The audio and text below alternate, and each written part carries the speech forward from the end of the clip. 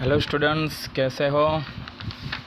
आज हम साइंस में 10वां चैप्टर यानी कि प्रकाश का परावर्तन और अपवर्तन उसके बारे में पढ़ाई करेंगे। ठीक है, तो सिंपल सबसे पहले जो चैप्टर का नाम है कि प्रकाश का परावर्तन और अपवर्तन, उसका मीनिंग क्या, तो सिंपल भाषा में मैं समझा देता हूँ। थोड़ा डीप में तो पढ़ेंगे ही हम कि प्रकाश का परावर्तन मतलब क्या, कि मान लो कोई किरण प्रकाश का है या तो टॉर्च की लाइट है, उसका प्रकाश कोई दीवार से टकरा के वापस जो आता है, कोई भी चीज़ आप फेंको दीवार के ऊपर तो वो टकरा के वापस आना, वो मतलब परावर्तन। अपवर्तन मतलब क्या, उसके आर पार हो जाना। वो मान लो कि लेंस है तो उसके आर पर दिख रहा है तो अपवर्तन हुआ। ठीक है, पानी का ग्लास लो, पानी के ग्लास के अंदर सिक्का डाल दो, फिर ऊपर से आप देखोगे तो वो सिक्का आपको दिखेगा, तो इसका मतलब वो अपवर्तन हुआ। टकरा के वापस आना मतलब परावर्तन, और उसके आर पार देखना तो वो हो जाएगा अपवर्तन। ठीक है, चलो अब हम स्टार्ट करते हैं। तो हम इस संसार को, इस वर्ल्ड को चारों ओर अनेक प्रकार की वस्तुएं देखते हैं, कई चीज़ें देखते हैं। लेकिन अगर अंधेरा हो तो दिन में हम सब चीज़ आसानी से देख सकते, लेकिन मान लो रात को अंधेरा हो गया और थोड़े टाइम भी बिजली चली गई तो फिर कुछ भी हमें दिखता नहीं, मतलब देखने में हम असमर्थ है। कमरे को प्रकाशित करने पर चीज़ें दिखाई देने लगती है। इसका मतलब क्या कि वस्तु वो दृश्यमान हो जाती है, इसलिए दिखाई देती है। दिन के समय सूर्य का प्रकाश वस्तु को देखने में हमारी सहायता करता है, ये तो बात सही है। कोई वस्तु उस पर पड़ने वाले प्रकाश को परावर्तित करती है, और यह परावर्तित प्रकाश जब हमारी आँखों द्वारा ग्रहण किया जाता है तो हमें वस्तुओं को देखने योग्य बनता है। इसका मतलब ये हुआ कि कोई भी चीज़ है, वहाँ से किरणें आएगी हमारी आँखों में और आँखों में से टकरा के वापस जाएगी, इसका मतलब परावर्तन होगा, इसीलिए वो चीज़ हमें दिखाई देती है। हम किसी पारदर्शी माध्यम के आर पार देख सकते हैं क्योंकि प्रकाश इसमें से पार हो जाता है। प्रकाश से संबंध अनेक सामान्य तथा अद्भुत घटनाएं हैं, जैसे दर्पणों द्वारा प्रतिबिंब का बनना, तारों का टिमटिमाना, इंद्रधनुष के सुंदर रंग, किसी माध्यम द्वारा प्रकाश को मोड़ना आदि। तो ये सभी उदाहरण आपको दिए गए हैं। तो ये सभी उदाहरण में आप देख सकते हो कहीं ना कहीं कुछ ना कुछ या तो परावर्तन हो रहा है या तो हो रहा है अपवर्तन। ओके, अपवर्तन में भी आपने पढ़ा कि भाई कोई प्रकाश है वो आर पर जब हो जाएगा तो वो हो जाएगा अपवर्तन। चलो अब हम देखते हैं। तो हम इस अध्याय में प्रकाश के परावर्तन और अपवर्तन की परिघटनाओं का, फिर प्रकाश के सड़क रेखीय गमन का उपयोग करके अध्ययन करने वाले हैं। और ये जो परावर्तन और अपवर्तन है, ठीक है, वो हमारी प्रकृति में जो कुछ घटनाएं बनती है वो कहीं ना कहीं ये परावर्तन और अपवर्तन की वजह से ही हो रही है। ठीक है, और दूसरी चीज़, इस चैप्टर में हम गोलीय दर्पण, गोलीय लेंस, फिर उसके द्वारा कैसे परावर्तन, कैसे अपवर्तन, हमारे वास्तविक जीवन में क्या चीज़ है, कौन सी चीज़ परावर्तन से हो रही है, कौन सी घटनाएं अपवर्तन से हो रही है, ये सब के बारे में इस चैप्टर में डिस्कशन करेंगे। ओके, तो चलो सबसे पहले हम स्टार्ट करेंगे परावर्तन। उच्च कोटि की पॉलिश किया हुआ पृष्ठ, जैसे कि दर्पण अपने पर पड़ने वाले अधिकांश प्रकाश को परावर्तित कर देता है। अभी मैंने जस्ट कहा कि पॉलिश की हुई कोई चीज़ हो, या तो घर पे जो दर्पण है वो दर्पण पे अगर मान लो प्रकाश को मैं फेंकूं, या तो प्रकाश की किरणें उसके ऊपर टकराएगी तो वो टकरा के वापस आ जाएगी, तो इसका मतलब वो परावर्तन हुआ। अब परावर्तन हो रहा है तो उसके कुछ नियम भी आपको याद रखने पड़ेंगे। फॉर एग्जाम्पल, आपात कोण परावर्तन कोण के बराबर होता है, ये याद रखना। आपात कोण परावर्तन कोण के बराबर होता है। अब सबसे पहले ये चीज़ आपको कि भाई आपात कोण मतलब क्या। आपात कोण मतलब आपात बिंदु और आपतित किरण, आपात बिंदु या तो आपतित बिंदु और आपतित किरण के बीच बनने वाला कोण, यानी कि आपतन कोण। दूसरा नियम है आपतित किरण दर्पण के आपतन बिंदु पर अभिलंब और परावर्तित किरण, ये तीन चीज सभी एक ही तल में होते। याद रखना, मोस्ट टाइम भी है 2 मार्क्स के लिए कि प्रकाश के परावर्तन के नियम बताइए। तो पहला, आपतन कोण परावर्तन कोण के बराबर होता है। दूसरा, आपतित किरण दर्पण के आपतन बिंदु पर अभिलंब तथा परावर्तित किरण सभी एक ही तल में होते हैं। परावर्तन के ये जो नियम है वो गोलीय पृष्ठों सहित सभी प्रकार के परावर्तक पृष्ठों के लिए लागू होते हैं। ये जो परावर्तन की नियम है, ठीक है, वो सभी परावर्तक पृष्ठों के लिए एक समान ही है। ऐसा नहीं है कि भाई किसके लिए कुछ नियम और इसके लिए कुछ नियम, ये नियम सब के लिए सेम ही रहेंगे। आप समतल दर्पण जो है उसका प्रतिबिंब कैसे बनता है वो तो आपको पढ़ा ही है। अब प्रतिबिंब की क्या विशेषता है, तो हमें ये पता है कि भाई समतल दर्पण के द्वारा जो प्रतिबिंब बनता है वो आभासी और सीधा होता है। समतल दर्पण के द्वारा जो प्रतिबिंब बनता है वो याद रखना 1 मार्क्स का है IMP, वो आभासी, कोई वास्तविक नहीं होता। हमें आभास होता है लेकिन रियल में नहीं होता। आभासी और कैसा होता है, सीधा, उल्टा नहीं होगा। ओके, 1 मार्क्स में याद रखना। प्रतिबिंब का साइज वस्तु के साइज के बराबर होता है। जो भी चीज़ रखी है उसकी जितनी साइज होगी उसके प्रतिबिंब की भी उतनी ही साइज मिलेगी। प्रतिबिंब दर्पण के पीछे उतनी ही दूरी पर बनता है जितनी दूरी पर दर्पण के सामने बिंब रखा होता है। आप दर्पण के जितने दूर खड़े रहोगे दर्पण में आप भी उतने दूर का प्रतिबिंब देखोगे। ये भी सही है बात।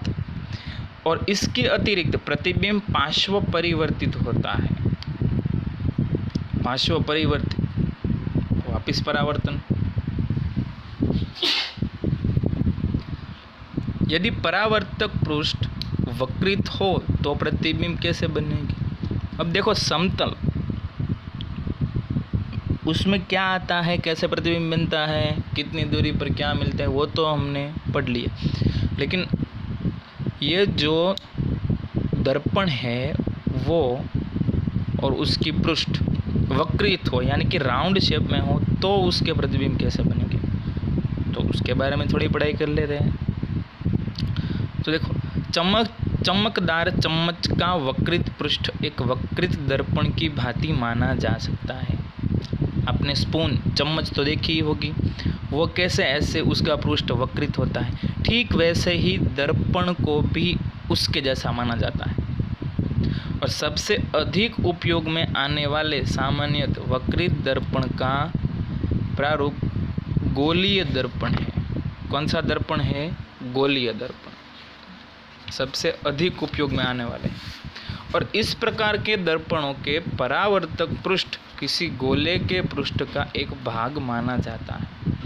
अब गोलीय दर्पण है तो वो कैसे बनाया होगा? तो एक पूरा गोला होगा, फिर वो गोले में से उसने ये गोलीय दर्पण बनाया होगा। इसलिए बोला है कि भाई वो गोले के पृष्ठ का ही एक भाग माना जाता है। ऐसे दर्पण जिनका परावर्तक पृष्ठ गोली है उसे गोलीय दर्पण कहलाते हैं। 1 मार्क्स में आईएमपी है परिभाषा कि भाई गोलीय दर्पण किसे कहते हैं। तो ऐसे दर्पण जिसकी परावर्तक पृष्ठ कैसी है भाई, गोलीय, उसे सिंपल गोलीय दर्पण कहलाते हैं। अब गोलीय दर्पण के बारे में थोड़ा डीप में पढ़ाई करेंगे। हमने ये कह दिया कि भाई गोलीय दर्पण का परावर्तक पृष्ठ अंदर की ओर या बाहर की ओर वक्रित हो सकता है। गोलीय दर्पण का परावर्तक पृष्ठ अंदर की ओर या तो बाहर की ओर कैसा हो सकता है, वक्रित हो सकता है। गोलीय दर्पण जिसका परावर्तक पृष्ठ अंदर की ओर अर्थात गोले के केंद्र की ओर वक्रित है तो वो अवतल दर्पण कहलाएगा। जिस दर्पण का परावर्तक पृष्ठ कहाँ, अंदर की ओर यानी कि गोले के केंद्र की ओर होगा तो वो कौन सा दर्पण कहलाएगा, अवतल दर्पण। और अगर परावर्तक पृष्ठ बाहर की ओर है तो वो कौन सा दर्पण कहलाएगा, उत्तल दर्पण। ठीक है, तो याद रखना दर्पण के 2 प्रकार यहाँ पे पढ़ने को आए, एक तो अवतल दर्पण और दूसरा उत्तल दर्पण। दोनों की परिभाषा आपके लिए आईएमपी है। ओके, अब आप समझ सकते हैं कि भाई चम्मच का अंदर की ओर वक्रित पृष्ठ लगभग अवतल दर्पण जैसा है। अब समझ में आ गया कि देखो चम्मच में अंदर की ओर मतलब केंद्र की ओर है वक्रित, तो इसका मतलब वो कैसा होगा, अवतल दर्पण जैसा ही होगा। और उभरा पृष्ठ लगभग मतलब उसके बाहर, चम्मच के बाहर का देखो आप, तो उभरा हुआ पृष्ठ लगभग उत्तल दर्पण जैसा होगा। ठीक है, तो चलो इस गोलीय दर्पण है उसके बारे में हम थोड़ी ज़्यादा जानकारी पाए, लेकिन उससे पहले हम कुछ शब्द या तो उसके कुछ पद उसके बारे में थोड़ी पढ़ाई करें। और ये शब्द गोलीय दर्पण के बारे में चर्चा करते समय प्रयोग में आते हैं, इसलिए सबसे पहले ये जो शब्द और जो पद आ रहे हैं उसके बारे में समझना ज़रूरी है। ठीक है, तो चलो गोलीय दर्पण के परावर्तक पृष्ठ के केंद्र को दर्पण का ध्रुव कहते हैं।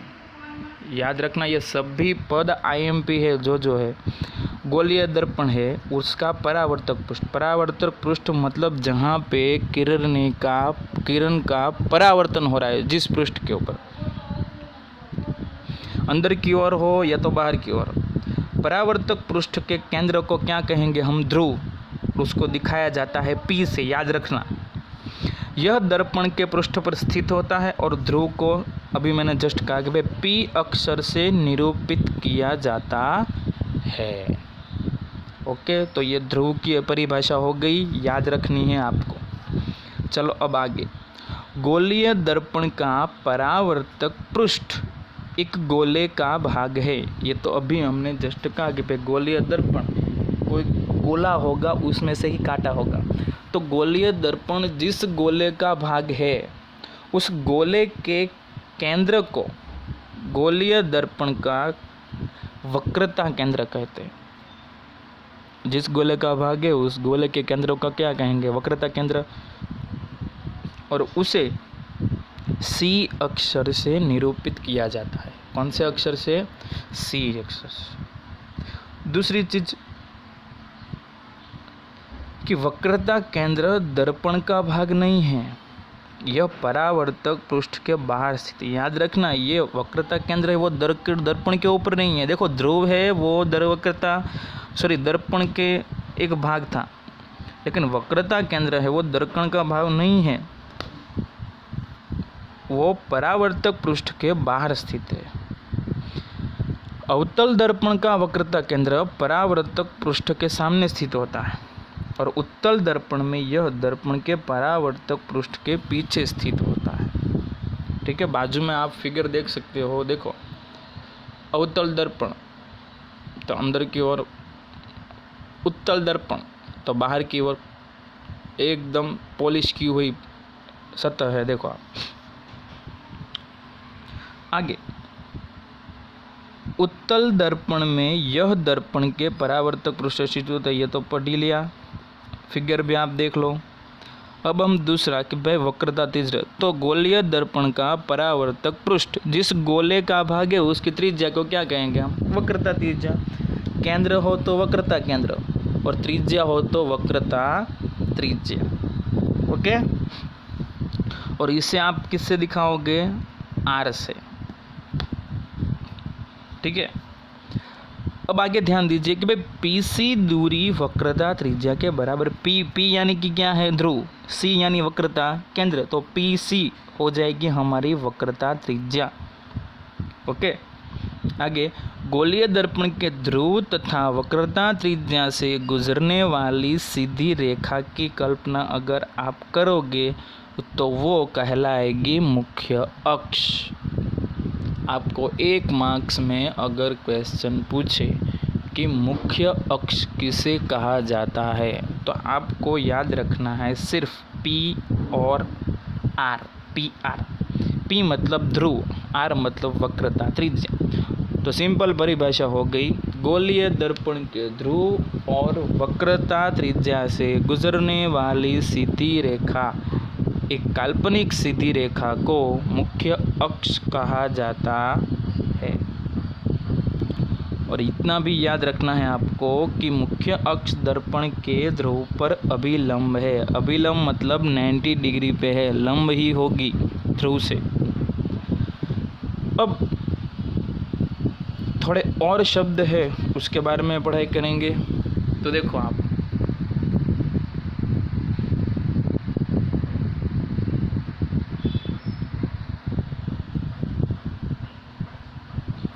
क्रियाकलाप दिया है ऊपर, आप देख सकते हो कि भाई उसमें क्या है कि भाई सूर्य की ओर दर्पण द्वारा परावर्तित सूर्य के प्रकाश की ओर सीधा मत देखिए, यह आपकी आंखों को क्षतिग्रस्त कर सकता है, आपको बोला है। और हमने भी ये महसूस किया कि भाई हम सूर्य को एग्जैक्ट उसके नज़र से नज़र मिला सकते हैं नहीं, आप देखना भी चाहोगे तो भी नहीं देख पाओगे। तो सोचो उसके अंदर कितना प्रकाश होगा। और ये जो सूर्य की किरण है अगर वो सामने आप देखोगे तो वो हमारी आँखों के लिए तो हानिकारक ही है। अब क्या करना है कि भाई एक अवतल दर्पण, वैसे तो आपने किया ही होगा, अवतल दर्पण को हाथ में पकड़ना है, इसके परावर्तक पृष्ठ को सूर्य की ओर करना है और दर्पण द्वारा प्रकाशित परावर्तित प्रकाश को दर्पण के पास रखी एक कागज़ की शीट पर डालना है। रुई भी ले सकते हो, कागज़ भी ले सकते हो। आपने ये प्रैक्टिकल किया है कि भाई एक अवतल दर्पण है, अवतल दर्पण को सूर्य की ओर रख के फिर हम वो जो कागज़ या तो रुई है वहाँ पे एक छोटे बिंदु जैसा बनाते और लॉन्ग टाइम ऐसे पकड़ के रहते हैं। ठीक है, और बिंदु बनाना भी आवश्यक है, तीक्ष्ण बिंदु बनाते हैं। बिंदु बन गया, थोड़े टाइम तक ऐसे ही रहना तो धीरे धीरे उसमें धुआं निकलना स्टार्ट होगी, इसका मतलब वो जलने लगेगा। ठीक है, तो देखो आप कि भाई सबसे पहले क्या होगा, कागज़ सुलगना प्रारंभ करता है और धुआं उठने लगता है और धीरे धीरे वो आग भी पकड़ सकता है। यह क्यों जलता है? क्वेश्चन होना चाहिए ना। हमने कोई माचिस का तो यूज़ नहीं किया, फिर भी वो जलने लग गया। तो याद रखना, सूर्य से आने वाला प्रकाश दर्पण के द्वारा एक तीक्ष्ण चमकदार बिंदु के रूप में अभिकेंद्रित होता है। वास्तव में कागज़ की शीट पर प्रकाश का यह बिंदु सूर्य का क्या है? प्रतिबिंब ही है। हम जो वो बिंदु लगा रहे हैं, ठीक है, कागज़ या तो रुई के ऊपर जो बिंदु छोटा सा हम बना रहे हैं या तो ट्राई कर रहे हैं ऐसा बनाने, क्यों? क्योंकि वो जले इसलिए। तो वो रियल में क्या है? सूर्य का प्रतिबिंब है और यह बिंदु अवतल दर्पण का फोकस है। क्या है? फोकस। सूर्य के प्रकाश के संकेंद्रण से उत्पन्न ऊष्मा के कारण कागज जलता है। क्यों जलता है? प्रकाश के संकेंद्रण से जो ऊष्मा उत्पन्न होती है उससे। दर्पण की स्थिति से इस प्रतिबिंब की दूरी दर्पण की फोकस दूरी का सन्निकट मान है। ओके, अब आप फिगर में आप देख सकते हो, बाजू में देखो, पहला है वो अवतल दर्पण है क्योंकि अंदर की ओर पॉलिश हुई सतह है। दूसरा है वो उत्तल दर्पण है। तो आप देख सकते हो कि भाई अवतल दर्पण पर मुख्य अक्ष के समांतर कुछ किरणें आपतित हो रही है। मुख्य अक्ष मतलब देखो आप पी में से जो गुजर रही है वो, तो उसके समांतर कुछ किरणें आपतित हो रही है। तो परावर्तित किरणों का प्रक्षेपण आप करोगे तो सभी दर्पण की मुख्य अक्ष के एक बिंदु पर मिल रही या तो प्रतिच्छेद है। अवतल दर्पण में आप देखो मुख्य अक्ष के समांतर सभी किरणें आ रही है, तो उसका परावर्तन होकर कोई एक बिंदु देखो वहाँ वो फोकस हो रहा है। ठीक है, तो ये जो एक बिंदु पर सभी प्रकाश की किरणें परावर्तन होकर मिल रही है उसे हम कहेंगे अवतल दर्पण का मुख्य फोकस। क्या कहेंगे? मुख्य फोकस। और उसे F से दिखाया जाता है। ठीक है, और एक बात देखो कि मुख्य अक्ष के समांतर जो किरणें आ रही है वो सभी का परावर्तन आप देखो कैसे हो रहा है। ठीक है, ओके, तो ये हो गया अवतल दर्पण का मुख्य फोकस। अब देखो उत्तल दर्पण का फोकस। तो उत्तल दर्पण में भी देखो बाहर की सतह, तो वहाँ से बाहर से भी देखो मुख्य अक्ष के समांतर किरणें आ रही है, उसका भी परावर्तन हो रहा है। फिर जो परावर्तित किरणें हैं उसको आप पीछे थोड़ा ज़्यादा खींचोगे तो वो भी एक बिंदु में सभी इकट्ठी हो रही है, तो उससे उत्तल दर्पण का मुख्य फोकस कहा जाता है। और मुख्य फोकस को याद रखना F द्वारा निरूपित किया जाता है। ओके, कैपिटल F, यह मुख्य फोकस। और एक शब्द दूसरा है फोकस दूरी। तो याद रखना गोलीय दर्पण के ध्रुव और मुख्य फोकस के बीच की दूरी को आप कहोगे फोकस दूरी। ध्रुव यानी कि P, मुख्य फोकस यानी कि कैपिटल F, वो दोनों के बीच की दूरी को आप कहोगे फोकस दूरी। ओके, आगे तो गोलीय दर्पण का परावर्तक पृष्ठ अधिकांश गोलीय होता है, यह तो हम सबको पता है। इस पृष्ठ की एक वृत्ताकार सीमा रेखा होती है और गोलीय दर्पण के परावर्तक पृष्ठ की इस वृत्ताकार सीमा रेखा का व्यास उसे कहेंगे दर्पण का द्वारक। और आप फिगर में देखो जो Mn दिख रहा है ना आपको, Mn वही है हमारे दर्पण का द्वारक। वापिस एक बार कि पृष्ठ की एक वृत्ताकार सीमा होती है, वो कैसी होती है? गोलीय। ठीक है, तो इस वृत्ताकार सीमा रेखा का जो व्यास है उसे हम कहेंगे द्वारक। और फिगर में जो आपको Mn दिख रहा है वही है द्वारक। ठीक है, अब आगे कि भाई अपने विवेचन में हम केवल उन्हीं गोलीय दर्पणों पर विचार करेंगे जिनका द्वारक उनकी त्रिज्या से बहुत कैसा हो? छोटा हो। त्रिज्या से तो यह द्वारक छोटा ही होगा। अब देखो आपको एक क्वेश्चन पूछा है कि भाई क्या ये जो फोकस दूरी स्मॉल f और वक्रता त्रिज्या r उसके बीच कोई संबंध है? हाँ है। क्या? कि छोटे द्वारक के गोलीय दर्पणों के लिए वक्रता त्रिज्या फोकस दूरी से दुगनी होती है। याद रखना, फोकस दूरी का दुगना करोगे तब जाके मिलेगा वक्रता त्रिज्या। और इसका सिंपल फॉर्मूला आपको दिख रहा है कि r = 2f। देख लो आप, फोकस दूरी का दुगना किया तब जाके कैपिटल R यानी कि वक्रता त्रिज्या मिली। तो ये दिखाता है कि भाई किसी गोलीय दर्पण का मुख्य फोकस उसके ध्रुव और वक्रता केंद्र को मिलाने वाली रेखा का मध्य बिंदु होता है। किसी गोलीय दर्पण का मुख्य फोकस F ध्रुव और वक्रता केंद्र को मिलाने वाली रेखा का क्या होता है? मध्य बिंदु, मतलब उसके बीच में ही आएगा। ओके, तो हमने कौन कौन से शब्द पढ़े? तो देखो, सबसे पहले दर्पण, तो उसके दो प्रकार, उत्तल और अवतल, वो दोनों की परिभाषा किसे कहते हैं वो।